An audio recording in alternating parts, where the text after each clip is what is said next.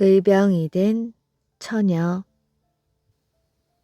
옛날에 임진왜란의 불길이 번지기 시작할 때 어느 마을에 덕보라는 총각과 순이라는 처녀가 살고 있었습니다. 두 사람은 서로 사랑하고 있었는데 두 사람의 사랑이 무르익고 있을 때 임진왜란이 일어난 것이었습니다. 덕보가 외적을 막으려고 의병에 나간다는 소리를 듣고부터는 순이는 일이 손에 잡히지 않았습니다. 내가 의병에 나가면 순이 너는 어쩔래? 나도 전쟁터에 나갈 거야. 날 따라 전쟁터에 나갈래? 나는 너를 못 잊어서 의병에 나가는 게 아니야. 사내들만 나라를 위해 싸우러 나간다니 처녀들도 총각들과 마찬가지로 나라를 위해 싸워보려고 그런 거지. 덕보는 소리내어 웃었습니다. 처녀가 의병에 나간다고? 별소리를 다 듣겠네. 솔직히 말해 날 따라 전쟁터에 나가고 싶은 것이라고. 그런 마음도 조금 있지. 그런데 그 다음 날 정말 순이가 의병을 모집하는 장소에 나타났습니다. 그곳에 있던 의병들이 모두 입을 모아 웃었지요. 세상에 처녀가 전쟁터에 나간다고? 내가 비록 처녀의 몸이지만 나라를 위해 싸워보고 싶은데 왜들 웃는 것이에요? 배를 움켜쥐고 웃던 의병장이 웃음을 그치고 말했습니다. 아녀자로서 나라를 위해 싸우겠다고 여기까지 찾아온 네 뜻은 가상하다만 돌아가거라. 우리나라가 국력이 없어서 외적에게 쫓기고는 있지만 아녀자의 약한 힘까지 빌어다 나라를 지킬 만큼 약하지는 않단다. 아녀자들은 뒤에 남아서 전쟁터에 나간 남정네들을 대신하여 농사를 짓거나 가사를 돌보는 일도 의병에 가담하는 것만큼 중요한 일이지. 그러므로 처녀가 집안일을 잘 보살피면 그것이 외적 하나를 죽이는 남정네의 장한 뜻에 비길 만한 것이다. 그날 밤 덕보를 만난 순이는 풀이 죽어 있었습니다. 덕보는 순이의 마음을 돌려보려고 애를 썼습니다. 나는 죽는 한이 있더라도 마음먹은 일은 하고 말 것이야. 그러고는 자기 몸에 손도 대지 못하게 하였지요. 순이는 손을 꼭 잡은 덕보의 손을 매몰차게 뿌리쳤습니다. 나라가 망하는데 아녀자 남정네가 나로 있나? 나라가 온전해야 그 나라한 처녀 총각도 온전할 수 있을 게 아니야.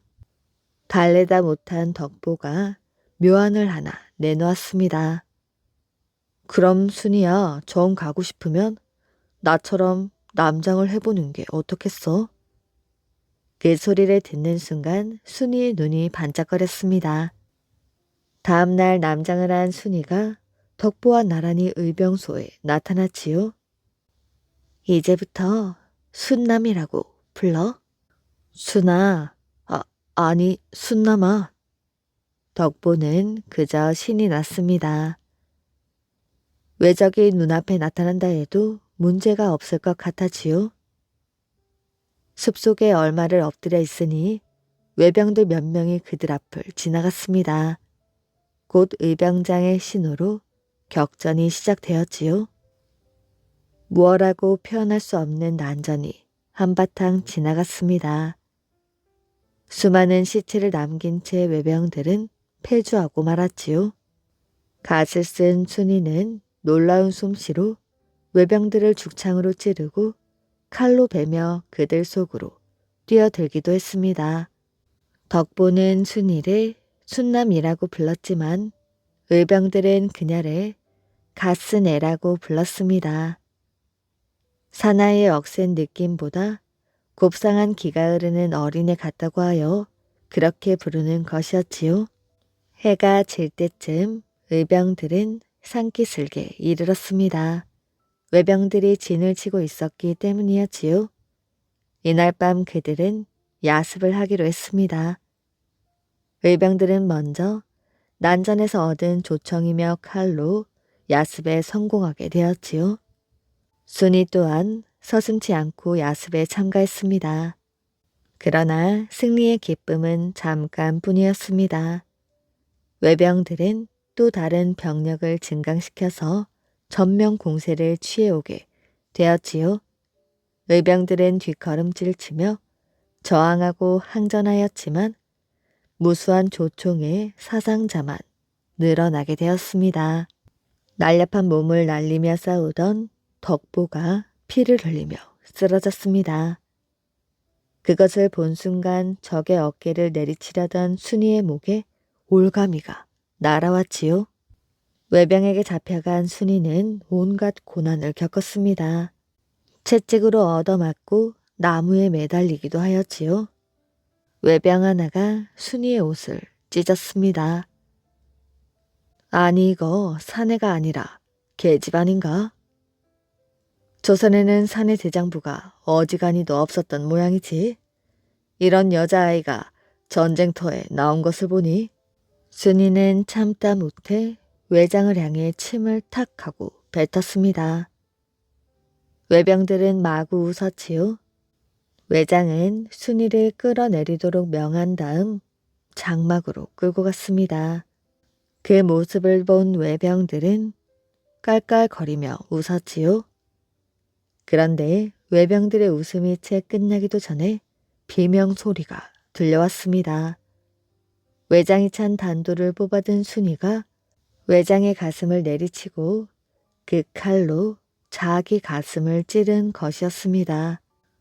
임진왜란 때 싸운 처녀 의병들을 가스네라고 불렀는데 가스네가 가스네로 다시 가시네로 불리게 되었던 것이었습니다. 수천석의 관청빛. 옛날 전라도의 큰 고을인 남원에는 아전들이 황곡을 야금야금 축내고 있었습니다. 그것이 쌓이고 쌓여 사라져버린 황곡의 양이 무려 수천석에 이르게 되었지요. 아무래도 해결할 길이 없으니 속을 태우다 마침내 황곡 창고를 지키는 고지기가 스스로 목숨을 끊고 말았습니다. 엎친 데 덮친 격으로 고지기까지 죽자 남원고을 황곡 창고가 수천석이 빈다는 소문이 파다하게 퍼져나갔습니다. 그러자 어느 누구도 선뜻 남원고을 부사로 부임하려 들지 않았지요. 이때 여익재라는 사람이 남원 부사로 가겠다고 스스로 청했습니다. 이 소식을 들은 주위 사람들이 여익재에게 말하였지요. 자네 어쩌려고 남원 고을에 간단 말인가? 고생을 스스로 하려고 드는군. 그러자 여익재가 눈 하나 까딱 않고 큰 소리를 쳤습니다. 두고 보게나 내 남원 고을 문제를 금세 말끔하게 해결해 놓을 것이야. 드디어 그가 남원 부사로 가는 날이었지요.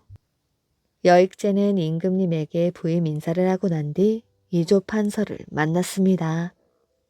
부임하기 전에 꼭 부탁할 것이 있습니다. 내 자네 부탁이라면 무엇이든 들어줌세. 앞으로 3개월 동안 하루에도 10번씩 저에 대해 이러쿵 저러쿵 나쁜 소문이 들리더라도 개의치 마십시오. 그렇게 3개월만 저를 믿어주신다면 남원 고을의 빈 황곡을 반드시 채워놓겠습니다.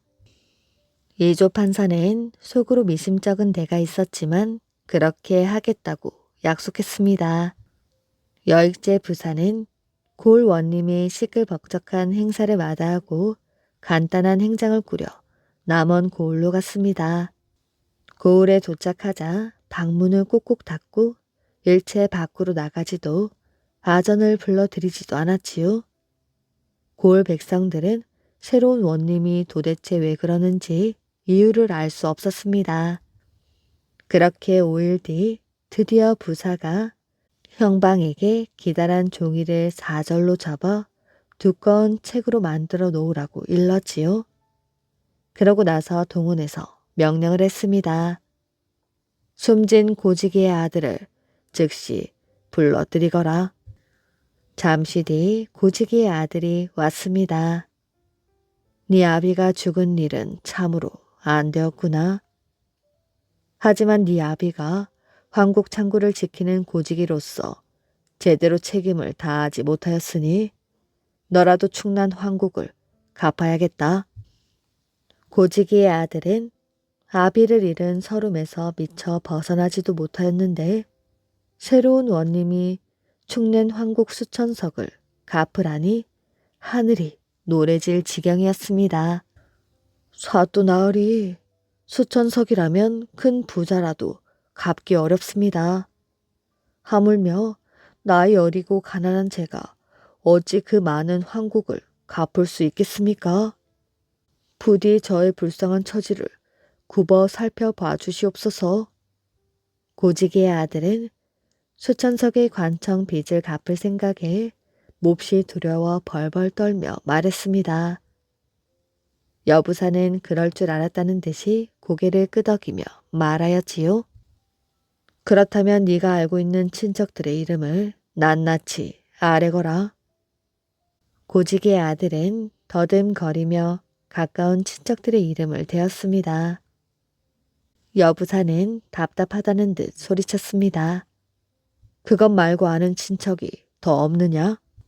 소인이 어린 나이에 갑작스레 아비를 잃은지라 먼 친척들까지는 잘 모릅니다. 여부사는 잠깐 고민하더니 다시 명령을 내렸습니다. 형방은 친척들의 이름을 종이에 받아 적으라. 고지기의 아들이 몇몇 친척들의 이름과 주소를 간신히 대자 여부사는 다시 부를 때까지 물러가 있으라고 했습니다.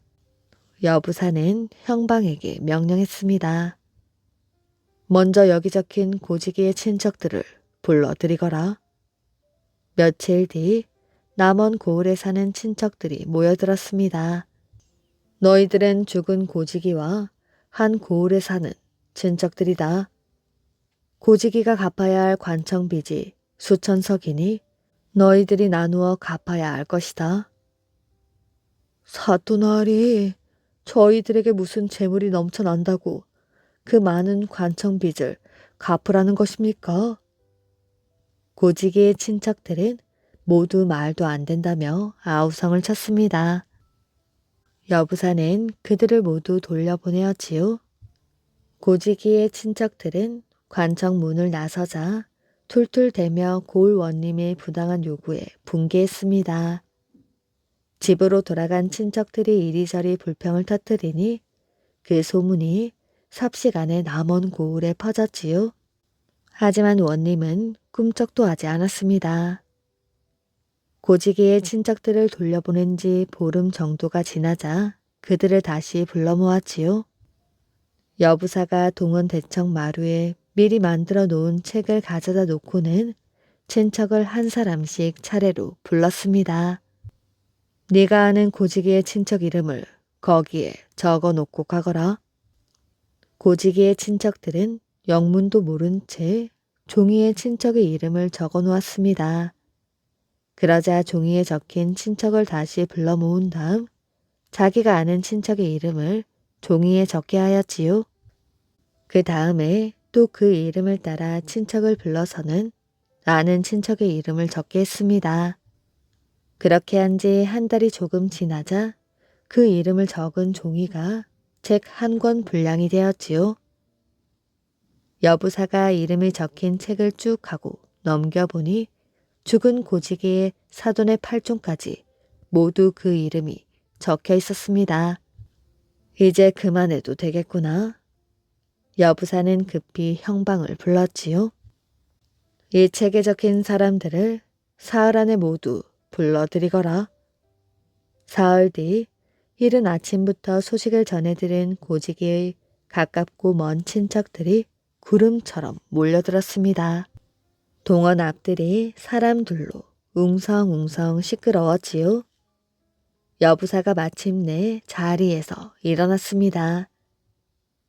드디어 여부사가 천천히 입을 열었지요. 얼마 전 이 고을에 좋지 않은 일이 있었다. 황국을 관리하는 아전들이 환국을 축냈고 황국 창고를 지키던 고지기가 축난 황국을 갚을 길이 없어 스스로 목숨을 끊은 일은 잘 알고 있을 것이다. 황국을 축낸 자는 반드시 메워놓든지 그렇지 못할 경우에는 목숨을 내놓아야 할 것이다. 죽은 고지기의 아들이 제 아비 대신 황국을 갚아야 할 것이나 저 젊은이가 어찌 수천석의 관청 빚을 갚을 수 있겠는가? 너희들은 죽은 고지기의 가깝고 먼 친척들이다. 옛말에 십시일반이란 말이 있으니 각자 형편이 닿는 대로 몇 대의 곡식을 내어 황국을 갚는 것이 어떻겠는가? 여부사가 친척들을 이리저리 둘러보며 의견을 묻자 여기저기에서 올쏘올쏘 하는 소리가 들렸습니다. 곡식 서너 대 정도라면 누구에게나 그리 부담이 되지는 않았지요. 이리하여 며칠 사이에 고지기의 친척들이 각자 곡식 서너 대씩을 가지고 와서 바쳤습니다. 서너 대의 곡식이 쌓이고 쌓이자 금세 황국 창고가 가득 찼습니다. 수천 석의 황국이 모두 채워진 것이었습니다. 수천 석의 관청 빚이 말끔하게 해결되었다는 이야기에 죽은 고지기의 아들도 고지기의 친척들도 남원 고을 백성들도 모두 입을 떡 벌리고 놀라움을 금치 못했습니다. 여부사는 일이 해결되자 한양으로 올라와 이조 판서를 만났습니다. 이제 남원 고을의 문제도 해결되었으니 고을 원님 자리를 내놓고 늙은 어머니가 계신 고향으로 돌아가고자 합니다. 이조 판사는 웃으며 한 아름이나 되는 종이 뭉치를 눈앞에서 흔들어대며 말했습니다. 여부사, 이것들이 다 무엇인지 알겠소? 이게 모두 남원 고을 백성들이 여부사를 비난하여 올린 글이라오. 내 3개월 동안 여부사와 한 약속을 지키느라 꾹 참고 눌러두고 있었더니 여부사가 이 일을 제대로 해냈구려. 그 뒤로 여부사는 남원 고을 원님을 그만두고 고향으로 돌아갔다고 합니다. 새 동무 이야기. 옛날에 변방을 지키는 일이 수자리 산다고 했습니다. 변방을 지키는 군대가 따로 있는 것이 아니고 백성들이 돌아가면서 수자리를 살았지요. 누구든 차례가 되면 살러 갔다 오곤 했습니다. 어떤 마을에 사는 세 사람이 함께 북쪽 변방에 수자리를 살러 갔습니다. 그런데 때마침 돌린 병이 도는 바람에 세 사람이 차례로 병을 앓았지요. 한 막사 안에서 밥도 같이 먹고 잠도 같이 잤으니 병이 옮지 않을 리가 없었습니다. 먼저 알아누운 사람이 미처 낫기도 전에 다른 사람이 알아눕고 그 사람이 낫기도 전에 또 한 사람이 알아눕고 이렇게 셋이서 다 병을 앓은 것이었지요. 다행히 두 사람은 병이 나아 일어났는데 한 사람은 끝내 병을 못 이겨 죽고 말았습니다. 남은 두 사람이 서로 의논을 했습니다. 우리 세 사람이 고향 동무로서 천리 먼 길을 왔지. 한 막사에서 같이 먹고 자다가 함께 병이 들어 서로 보살펴주고 의지하면서 지내오지 않았나? 그러다 이 먼 타향에서 저 사람 혼자 죽었으니 이 얼마나 원통한 일인가? 그러게나 말일세. 살아서 같이 왔다 죽어 함께 돌아가지 못하니 억울하기 그지없네. 만약 저 사람을 여기에 버리고 간다면 우리 마음이 편하겠나? 살았으나 죽었으나 돌아갈 때에는 함께 가세나. 그러고는 입었던 옷을 벗어 죽은 사람에게 입히고 염을 했습니다. 그러고 나서 막사 뒤에 잘 모셔두었지요. 마침내 수자리 날짜가 끝나 고향으로 돌아가는 날, 두 사람은 죽은 동물을 짊어지고 길을 나섰습니다. 죽은 사람을 짊어지고 먼 길을 걷는 일이 여간 고생스럽지 않았지만 꾹 참고 끝까지 걸었지요. 가는 도중 양식이 떨어져 굶기도 하고 발이 부르터 퉁퉁 부어오르기로 했습니다. 죽을 고비를 몇 번이나 넘기고 한 달이 넘어서야 겨우 고향에 돌아왔지요. 돌아와서 고향 사람들과 함께 죽은 동물을 고이 장사 지내 주었습니다. 죽은 사람 집에서 그 의리를 고마워하여 장사가 끝난 뒤에 따로 음식을 차려서 두 사람을 대접하려 했습니다. 그러자 두 사람은 조금도 좋아하지 않고 이렇게 말하였지요. 우리가 대접을 받으려고 이런 일을 한 것이 아닙니다. 만약에 이 일로 한 끼 밥이라도 얻어먹는다면 애당초 우리가 서로 보살피고 의지하며 지낸 것이 다 헛되고 말 것입니다.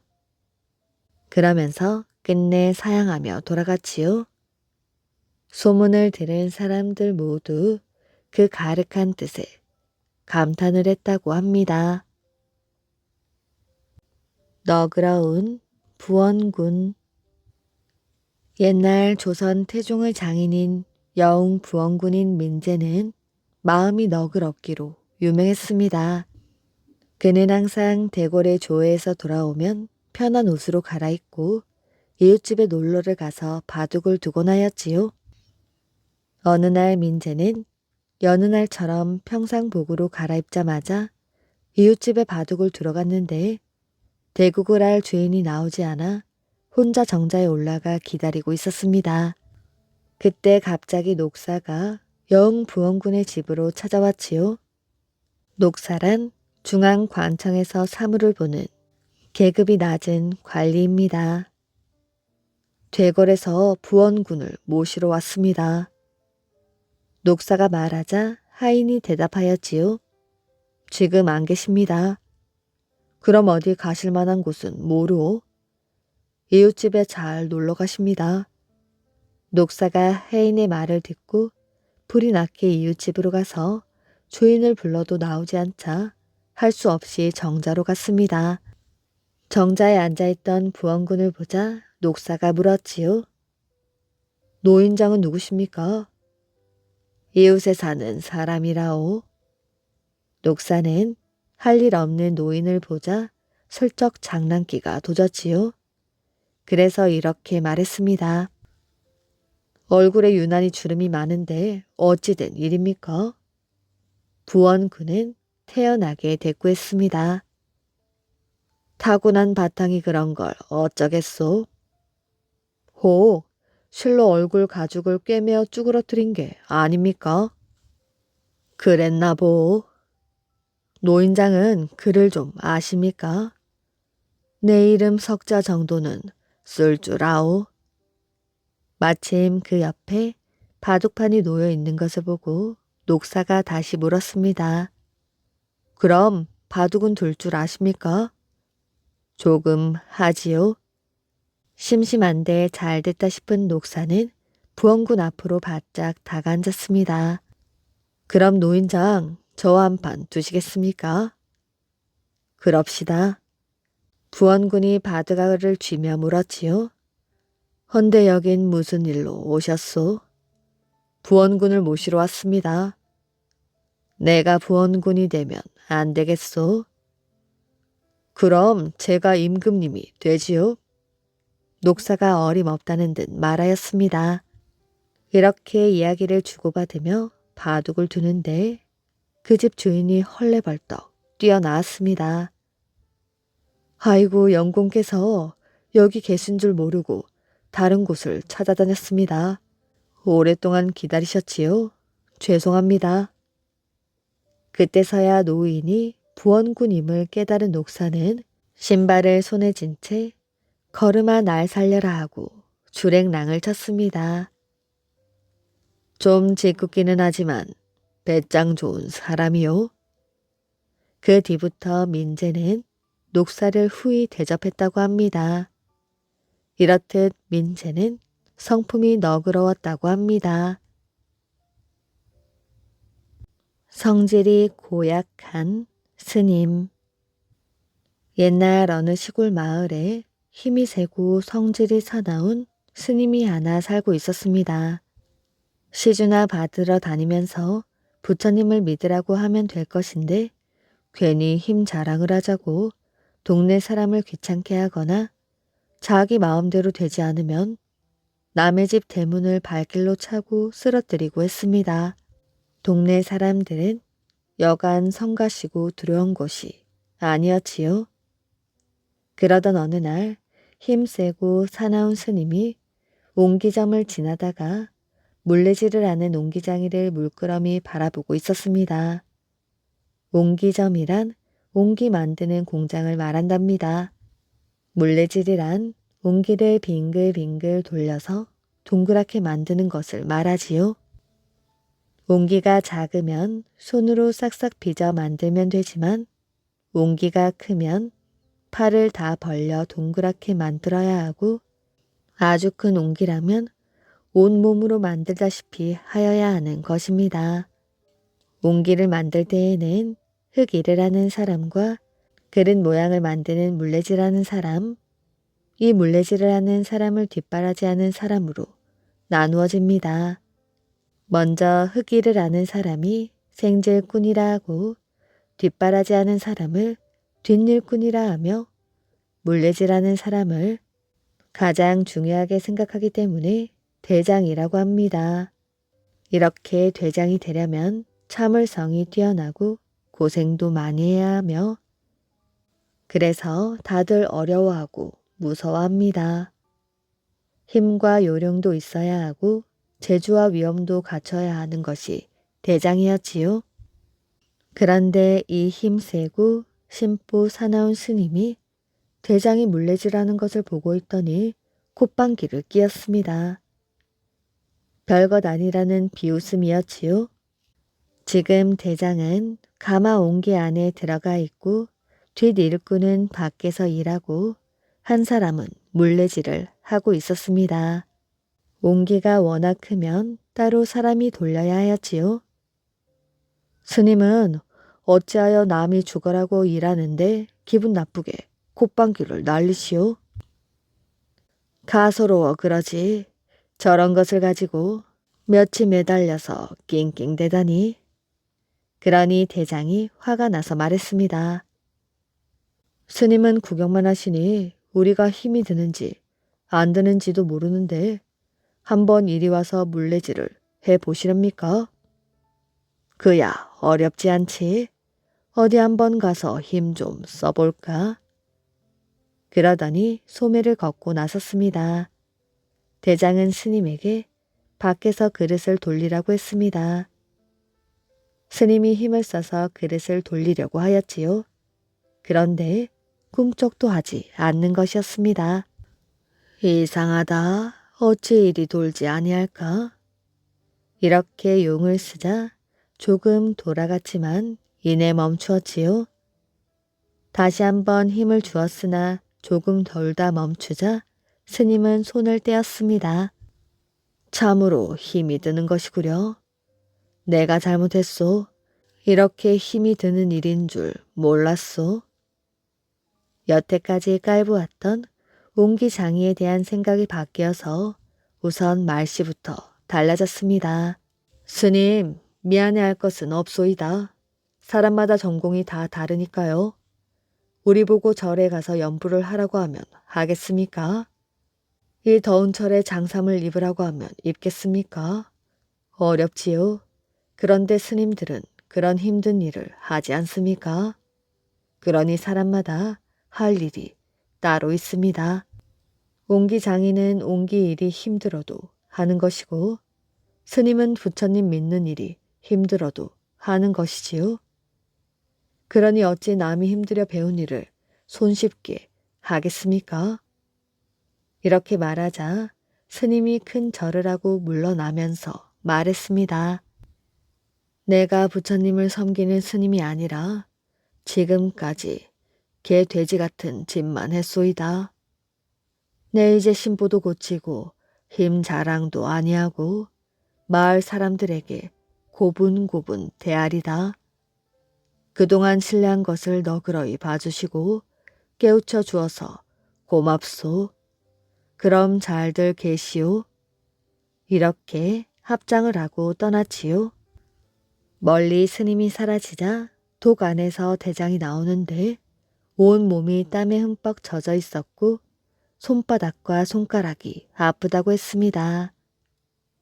대장은 옹기 그릇 안에서 스님 모르게 손바닥을 펴서 움직이지 않도록 버티고 있었기 때문입니다. 스님은 이런 줄도 모르고 떠났던 것이었지요. 개울물을 마르게 한 효성. 옛날 어느 마을 박씨 집안에 우곡 선생이라는 분이 살고 있었습니다. 그는 가난하였지만 효성이 지극한 선비였지요. 이런 우곡 선생이 어렸을 적 일입니다. 그는 마을에서 멀리 떨어진 곳에 있는 서당까지 글을 배우러 다녔지요. 집안은 몹시 가난하였지만 어릴 때부터 매우 영특하여 그의 부모는 아이를 서당에 보내 글 공부를 시켰습니다. 그런데 아버지가 병이 들어 누워 있어서 어린 그가 집안 살림을 도와주어야 하였지요.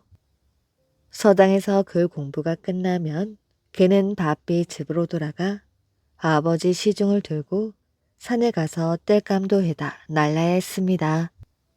어쩜 저리도 효성이 지극할까? 보는 사람들마다 그를 칭찬하였지요.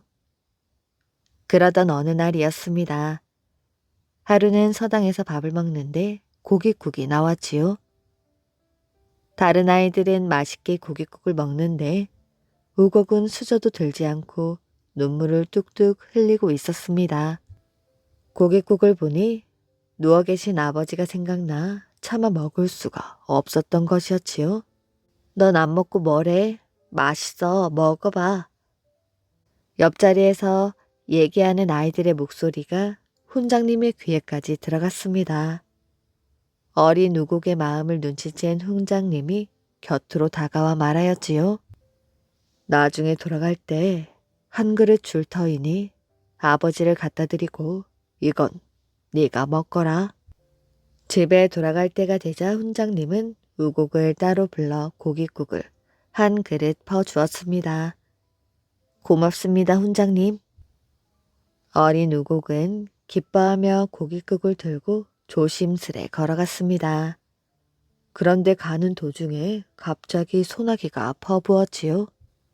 우곡은 남의 집 처마 밑에 들어가서 비를 피했습니다. 그런데 걱정이 태산 같았지요. 그 당시에는 개천에 다리가 없을 때여서 징검 다리를 건너야 했는데 갑자기 개천 물이 불어나는 바람에 건너갈 수가 없게 된 것이었습니다. 우곡은 발을 동동 굴렸지요. 모처럼 얻은 고깃국을 아버지께 드릴 수가 없게 되자 마음이 아팠습니다. 우곡은 비가 그치기를 빌고 또 빌었습니다. 그런데 그때 갑자기 소나기가 그치더니 개천을 가득 메우고 있던 물이 금세 말라버리는 것이었습니다. 그래서 우곡은 아버지께 고깃국을 갖다 드릴 수가 있었고 그 뒤부터 이 개천을 조갈래라고 불렀다고 합니다. 우렁 귀신의 노래. 어느 높은 산 속에 커다란 폭포가 있었지요. 그리고 그 아래에는 폭포에서 떨어지는 물로 이루어진 못이 하나 있었습니다. 못은 항상 푸른 물빛을 띠고 있었지요. 산도 워낙 험한 데다 못도 깊어 여간에선 사람 그림자 구경하기도 힘든 곳이었습니다. 그러던 어느 날 목동 하나가 도망친 소를 찾아 이곳까지 오게 되었지요. 목동은 밤이 되어서야 겨우 소를 찾아 간신히 고삐를 잡고 산을 내려오고 있었습니다. 그런데 목동이 막 못 옆을 지날 때였지요. 어디선가 아름다운 노랫소리가 들려오는 것이었습니다. 이 깊은 산 속에서 누가 노래를 부르는 것이지? 목동은 이리저리 살피다가 못으로 눈을 돌렸지요. 그런데 소나무에 가려 잘 보이지는 않았지만 분명 못에서 웬 소녀가 목욕을 하며 노래를 부르고 있던 것입니다. 목동은 나무 뒤에 숨고는 자세히 보았지요. 소녀의 모습은 하늘에서 내려온 선녀 같았습니다. 목동은 자신도 모르게 점점 가까이 다가가 눈을 크게 뜨고 소녀를 바라보았지요. 순간 목동은 입을 다물지 못하였습니다. 소녀의 몸 아랫부분이 우렁이 껍데기 속에 들어 있었던 것이지요. 그런데 하필 그때 소가 울었습니다. 소 울음소리에 화들짝 놀란 우렁이 소녀는 그만 물속으로 사라져 버렸지요. 물결은 아무 일도 없었다는 듯 잔잔하기만 했습니다. 목동은 귀신에 홀린 것 같았지요. 우렁이 귀신이다. 목동은 불이 나게 산을 내려왔습니다. 다음날 우렁이 소녀의 이야기는 온 동네에 퍼져 욕심쟁이 부자의 귀에까지 들어가게 되었지요.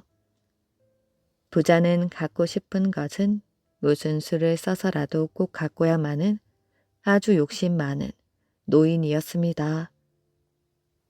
저 못에 노래하는 우렁이가 있단 말이지. 귀가 솔깃해진 부자는 목수와 미장이를 불러 못 둘레에다 커다란 별장을 짓게 하고는 주위에 높은 담을 쌓았지요. 마침내 별장이 모두 지어지자 부자는 손님들을 초대하였습니다. 벼슬아치 뚱뚱한 장사꾼들을 잔뜩 초대해 놓고 부자는 큰 소리로 명령하였지요. 우렁이 귀신아 나오너라. 어서 나와 손님들에게 노래 한 곡을 불러드려라. 그러자 잔잔하던 못에 찰랑찰랑 물결이 이는가 싶더니 갑자기 수많은 돌멩이들이 솟아오르는 게 아니겠어요? 돌멩이들은 쌩하고 날아오르더니 장사꾼과 벼슬아치 부자 영감의 머리에 혹을 만들었습니다. 아이쿠! 손님들은 도망을 치느라 별장은 아수라장이 되었지요. 혼자 남은 부자 영감은 분에 못 이겨 고래고래 고함을 질러대었습니다. 이런 못된 것을 보았나? 바로 그때 돌멩이 하나가 날쌔게 날아와 부자 영감의 이를 부러뜨리고 말았지요. 그 뒤로 부자 영감은 두 번 다시 별장을 찾지 않았고 다른 사람들도 별장 근처에 널씬도 하지 않았습니다. 결국 별장은 폐허가 되고 말았지요. 그러던 어느 날 한 장군이 마을에 머물게 되었는데 우렁 귀신과 부자 영감의 이야기를 들었지요. 부자 영감은 간이 콩할 만한가 보구나. 그건 그렇고 저 못에 우렁 귀신이 있다는 게 사실이냐?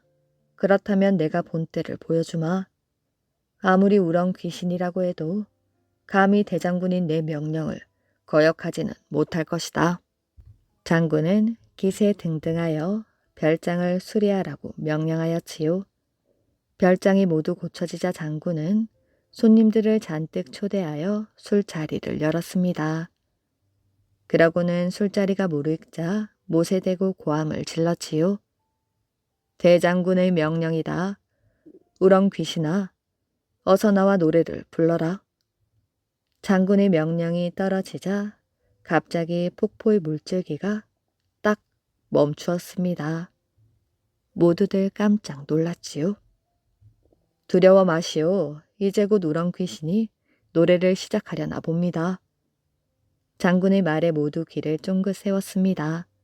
그런데 갑자기 뚝 끊겼던 물줄기가 손님들을 향해 날아오르는 것이 아니겠어요? 마치 화살처럼 말이지요. 손님들은 도망치기 바빴지요. 기세 등등하던 장군은 콧구멍에 박힌 물 화살을 붙잡고 대굴대굴 굴렀지요. 그 뒤로 별장문은 다시 굳게 닫히고 말았습니다. 그렇게 또 몇 년이 지난 어느 날 피리 부는 소년이 별장 옆을 지나게 되었지요. 이런 곳에 저리 아름다운 못이 있다니. 소년은 못 주위에 앉아 피리를 불기 시작하였습니다. 소년의 피리 소리는 바람을 타고 울려 퍼졌지요. 소년은 왠지 모를 황홀한 기분에 휩싸여 매일매일 별장에서 피리를 불었습니다. 그렇게 며칠이 지나고 둥근 달이 못 위를 밝게 비추는 밤이었지요. 소년이 피리를 꺼내 불기 시작하자 갑자기 물결이 동그랗게 원을 그리며 흩어지는 것이었습니다. 그러더니 아름다운 우렁 소녀가 물 위로 떠올라 피리 소리에 맞춰 노래를 불렀습니다. 소년의 피리 소리와 우렁 소녀의 노래는 아름답게 어우러졌습니다. 소년이 피리를 멈추자 우렁 소녀가 말하였지요. 저는 오랫동안 이 못에서 홀로 살았습니다. 여긴 외롭고 쓸쓸해요. 부디 저를 데려가 주십시오. 도련님의 피리 소리에 맞추어 노래를 부르고 싶습니다. 그러더니 제 몸을 우렁 속에 쏙 집어넣는 것이었지요. 그래요. 언제나 당신과 함께 다닐게요. 소녀는 우렁 소녀를 주머니 속에 넣고 산을 내려왔습니다. 그 뒤로 소년을 본 사람은 아무도 없었지요. 물론 못에서 우렁 귀신을 봤다는 사람도 없었고 말입니다. 물소가 된 공주. 옛날 어느 임금에게 이슬이라는 아름다운 공주가 있었지요. 얼마나 예뻤던지 결혼을 하겠다고 찾아온 왕자들의 줄이 궁궐 밖까지 늘어설 정도였지요.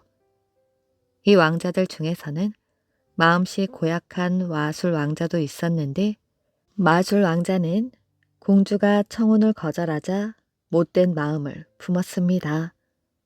감히 내 청혼을 거절해? 마술 왕자는 그 자리에서 마술을 걸어 이슬 공주를 물소로 만들어 버렸지요. 궁궐도 흔적도 없이 사라졌고 나무 한 그루만 남게 되었지요. 야생 물소가 된 공주는 나무 곁에서 근근히 목숨을 이어가며 살았습니다. 그러다 하루는 연못에 물을 마시러 갔는데 다른 연못은 다 마르고 딱 한 군데만 물이 남아 있었지요. 공주는 하도 목이 말라 허겁지겁 연못 물을 몽땅 마셔버렸습니다. 그런데 신기하게도 그 연못물을 마신 뒤로는 배가 고프지 않았지요. 게다가 배가 불러오는 것이 아니겠어요? 그러더니 10달 뒤에는 딸 셋을 낳았지요. 이슬 공주는 딸 셋 이름을 연못, 직녀, 심성이라 짓고 정성을 다해 키웠지요. 이슬 공주가 먹이를 구하러 갈 때면 딸들은 잎이 무성한 나무 위에 올라가 몸을 숨기고 있었습니다. 얘들아, 엄마가 없는 동안 나무 위에 꾹꾹 숨어 있어야 해. 엄마가 돌아와 나무를 3번 흔들며 연못, 직녀, 심성아, 내려와 이 꽃송이를 받으렴 하고 외치거든. 너희들은 당신이 진짜 우리 엄마라면 약속대로 코에서 물을 뿜어보세요. 하고 대답하거라. 그러면 내가 콧구멍에서 물을 내뿜어 너희를 적시마. 반드시 물을 뿜거든 내려와야 해. 공주는 딸들에게 신신당부를 하고 먹이를 구하러 다녔지요. 그러던 어느 날 이웃 나라 3명의 왕자가 사냥을 나왔다가 물소가 뿜은 물에 젖은 채로 나무 위에서 내려오는 새 아가씨를 보았지요. 새 왕자는 아름다운 새 아가씨를 보고는 첫눈에 반해버렸습니다. 그래서 물소가 하는 말을 들어두었다가 물소가 먹이를 구하러 간 사이 똑같이 말하였지요. 연못 직녀 심성아, 내려와 이 꽃송이를 받으렴. 그러자 나무 위에서는 아름다운 목소리가 들려왔습니다. 당신이 우리 진짜 엄마라면 약속대로 코에서 물을 뿜어보세요. 왕자들은 물총으로 물을 뿌려 새 아가씨의 몸을 적셨지요. 그러자 조금도 의심하지 않고 새 아가씨가 나무 아래로 내려오는 것이었습니다. 왕자는 아가씨들에게 청혼을 하였지요. 새 아가씨 역시 왕자들의 늠름한 모습에 반하여 흔쾌히 승낙하였습니다. 그렇게 각각 쌍을 이룬 왕자들은 궁궐로 아가씨를 데려가 성대한 결혼식을 올렸지요. 한편 딸들을 잃은 이슬 공주는 가슴이 미어지는 것 같았습니다. 그래서 딸들을 찾아 헤매다 첫째 딸이 사는 궁궐에 다다르게 되었지요. 이슬 공주는 멀리서도 딸의 모습을 한눈에 알아보았습니다. 하지만 딸이 자신을 보고 와줄 때까지 궁궐 밖에 우두커니 서 있는 것 밖에는 아무 일도 할 수 없었지요. 이슬 공주를 먼저 알아본 것은 첫째 왕자였습니다. 여보, 궐 밖에 서 있는 물소가 당신 어머니가 분명한 것 같은데 가서 모셔와야 하지 않겠소? 그런데 첫째 딸이 발끈하며 쏘아 붙였지요. 야생 물소가 어째서 제 어머니란 것이에요. 제 어머니는 물소가 아닙니다. 다시는 나타나지 못하도록 심한 매질을 하여 쫓아버리세요. 이슬 공주는 온 몸에 매를 맞고 쫓겨나 버렸지요. 그러다 이번엔 둘째 딸이 사는 궁궐에 도착했습니다. 하지만 둘째 딸 역시 이슬 공주를 쫓아내 버렸지요. 이슬 공주는 걸을 수도 없는 지경이 되었습니다. 절뚝절뚝 거리며 겨우 막내딸이 살고 있는 궁궐 앞에 이른 이슬 공주는 그만 푹 쓰러지고 말았지요.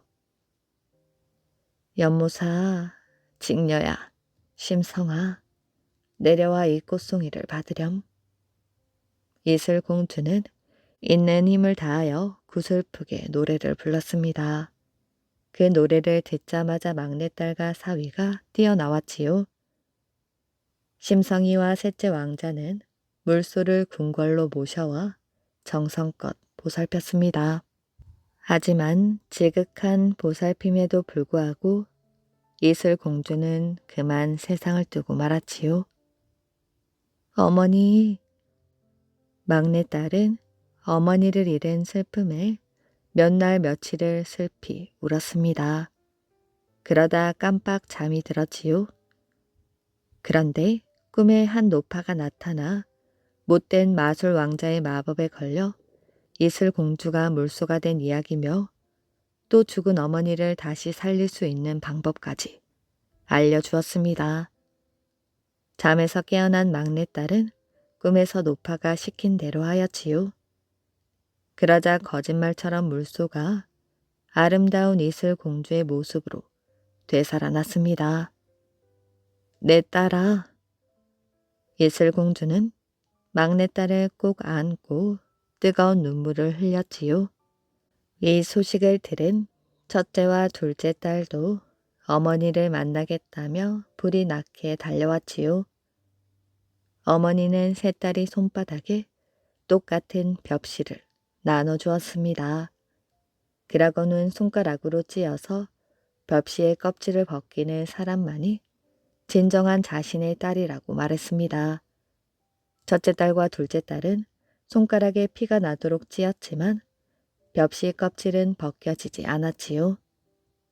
하지만 막내딸은 한 번만에 벽시의 껍질을 벗겨내었습니다. 모두가 보는 곳에서 망신을 당한 두 딸들은 얼굴도 들지 못하고 제 집으로 돌아가고 말았지요. 막내딸은 오랫동안 그리던 어머니를 모시고 오래오래 행복하게 잘 살았다고 합니다. 달걀 귀신 이야기. 옛날 경기도 탑살골 마을에 한 노인이 들어와 살았습니다. 그런데 이 노인이 어디서 왔는지 아는 사람들은 아무도 없었지요. 들리는 소문으로는 노인이 일찍 아내를 잃고 아들 하나를 키워 장가를 보냈는데 며느리와 사이가 나빠 집에서 뛰쳐나왔다는 것입니다. 노인의 집은 마을에서 멀리 떨어져 있었지요. 노인은 하얀 머리를 길게 늘어뜨리고 하얀 수염을 쓰다듬으면서 다녔습니다. 게다가 흰 옷을 즐겨 입어서 꼭 도사처럼 보였지요. 그래서 언제부턴가 그 마을 사람들에게 도사라고 불리었습니다. 노인은 날마다 책을 읽었지요. 눈으로만 보는 게 아니라 언제나 소리내어 읽었습니다. 얼마나 낭낭한 목소리로 책을 읽는지 듣는 사람의 가슴이 뻥 뚫릴 정도였지요. 노인은 그렇게 몇 년을 살다가 어느 날 갑자기 연기처럼 사라져 버렸습니다.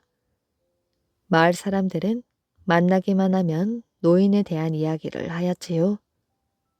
도사님이 어디로 갔을까? 산속 깊이 들어간 게 아닐까? 내 생각에는 하늘로 올라가지 않았나 싶어. 그렇지 않아. 도사님은 한이 많으신 분이잖아. 귀신이 되었을지도 모르지. 그런데 노인이 사라지고 난 뒤 탑삭골에는 이상한 일이 벌어졌습니다. 해마다 노인이 사라진 그 날이 되면 막던 하늘이 먹구름으로 덮이고 탑삭골에 짙은 안개가 끼었지요. 그래서 노인의 오두막에 있던 산 등성이 위쪽 숲까지는 올라갈 수가 없었습니다. 그런데 그날 한 젊은이가 용기를 내어 노인의 오두막을 혼자 찾아가 보았지요. 그 젊은이가 마을로 내려온 것은 늦은 저녁이었습니다. 젊은이는 얼굴이 새하얗게 질려 있었지요. 오두막에 얼굴이 없는 달걀 귀신이 있습니다. 젊은이는 이 말을 남기고 그 자리에서 쓰러져 죽어버렸습니다. 그 뒤부터 탑사골에는 달걀 귀신을 보았다는 사람이 하나둘 나타났지요. 도사 노인이 달걀 귀신이 되어 자기 아내를 데리고 다닌다는 것이었습니다. 어느 해 가을날 한 총각이 탑사골 산 등성이를 따라 집으로 가고 있었지요. 총각은 장터에서 늦게까지 장을 보았습니다. 장터를 나설 때에는 해가 어둑어둑 지고 있었지요. 총각이 지게를 짊어지고 산길을 걸어갔습니다. 이미 날이 저물어 버렸지요. 총각은 겁이 나고 등골이 오싹해졌습니다. 언젠가 마을 노인들에게 들었던 달걀 귀신 이야기가 생각났기 때문이지요. 그동안 잊고 있었던 이야기였습니다. 그런데 그 이야기가 퍼뜩 떠올라 온 몸에 식은땀이 흘렀지요. 총각은 무서워 귀를 틀어 막았습니다. 그리고 걸음을 빨리 하였지요. 하지만 걸음은 빨라지지 않았습니다. 총각이 산 등성이를 거의 벗어났을 때였지요. 맞은편 길에서 이쪽으로 걸어오는 두 사람이 있었습니다. 하얀 옷을 입은 노부부였지요. 총각은 그들을 보는 순간 머리끝이 쭈뼛쭈뼛 했습니다. 이 늦은 시간에 누구지? 총각은 무서웠지만 사람을 만났다는 사실에 반가운 마음이 들었지요. 그래서 노인들을 향하여 뛰듯이 걸었습니다. 그런데 그때 생각지 않은 일이 벌어졌지요. 마주 걸어오던 두 사람이 옆 길로 빠져 탑사골 숲으로 들어가는 것이었지요. 저 사람들이 겁도 없나? 총각은 다급한 마음에 그들에게 큰 소리로 외쳤습니다. 여보세요. 그 길로 가지 마세요. 큰일이 난답니다. 달걀 귀신이 나온다니까요. 총각의 목소리는 온 숲에 쩌렁쩌렁 울렸습니다. 노인들은 총각의 말을 들은 모양이었지요. 발길을 돌려 총각을 향해 다가왔습니다. 이쪽 동네에 사시는 분들이 아닌가 보죠. 탑사골 숲에 달걀 귀신이 나온다는 것은 어린아이도 아는 일입니다. 총각은 걸어오는 노인들에게 이렇게 말하고 얼굴을 들여다보았습니다. 흐악! 총각의 입에서 비명이 터져 나왔지요. 노인들의 얼굴은 달걀 모양이었습니다. 눈, 코, 입, 귀가 없이 민둥민둥 하였지요. 총각은 지게도 벗어 던지고 죽을 힘을 향해 달렸습니다. 어떻게 해서 집에 왔는지도 떠오르지 않았지요. 오늘 빼앗긴 총각은 끙끙 앓았습니다. 그리고 그달을 넘기지 못하고 저승길로 떠나버렸지요. 이렇게 달걀 귀신을 본 사람들은 거의 모두 죽어버렸습니다. 그러자 탑사골 마을 사람들은 날이 저문 뒤나 비 내리는 날에는 숲 근처에 얼씬도 하지 않았다고 합니다. 이야기 재미있게 잘 들으셨나요? 오늘의 이야기는 여기까지입니다. 오늘도 이야기를 들어주셔서 정말 감사합니다. 오늘도 편안한 밤 되시길 바랍니다.